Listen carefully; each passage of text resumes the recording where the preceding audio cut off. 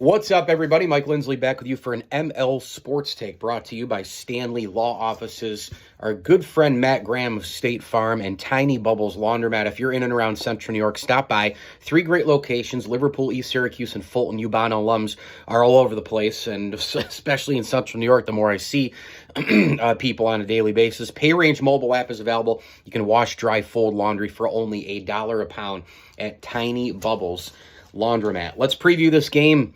Virginia and St. Bonaventure, and I was going to start right out of the chute with seeing Virginia, play at Syracuse this year. I'm not that impressed.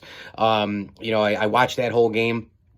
I haven't been impressed really all year with Virginia. And the one thing that they do extremely well is defend. I mean, that's their DNA, right? It has been for a long time. They used to win under Tony Bennett. They used to win games in the 50s regularly. I mean, if they were scoring in the 40s, they were okay with it because, it was 49-45, 53-50, 56-54. I mean, those kind of wins.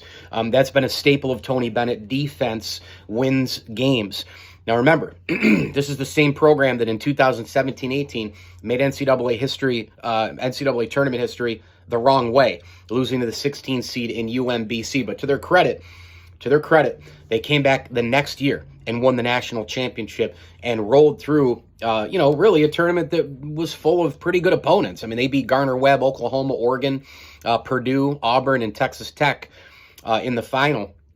And, look, it was a lot of that championship pedigree. It's a team that only lost twice in the ACC that year. They finished 35-3. It was a really, really good Virginia team, no doubt about it. Led by the two big players on the team, right? Probably three key players on the team, in Kyle Guy and Ty Jerome, and then Hunter, who was a terrific player. He was maybe the wild card on the team, and then they had a good, bunch of role guys, 3 guys coming off the bench. You add Diakite to that, and then you add Clark to that. It was a pretty good team. But Virginia has been an offensive team very, very rarely. This is a team that goes based on defense, based on, toughing it out, rebounding, being rugged. We'll have to see what happens. It's going to be a very, very interesting game. St. Bonaventure right now playing the card of disrespected underdogs.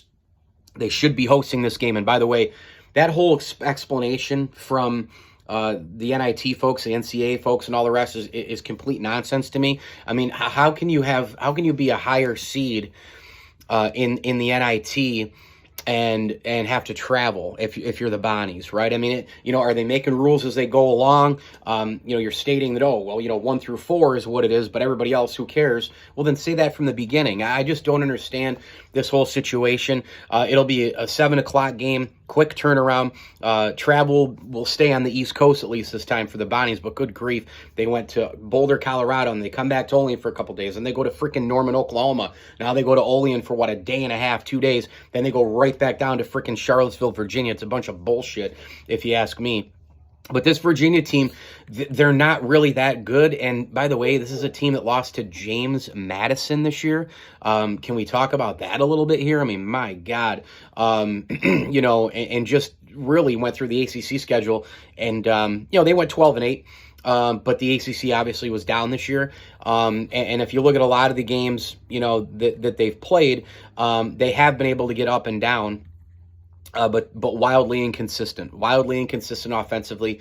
I just don't think they're that good. I think the Bonnies can pick them off.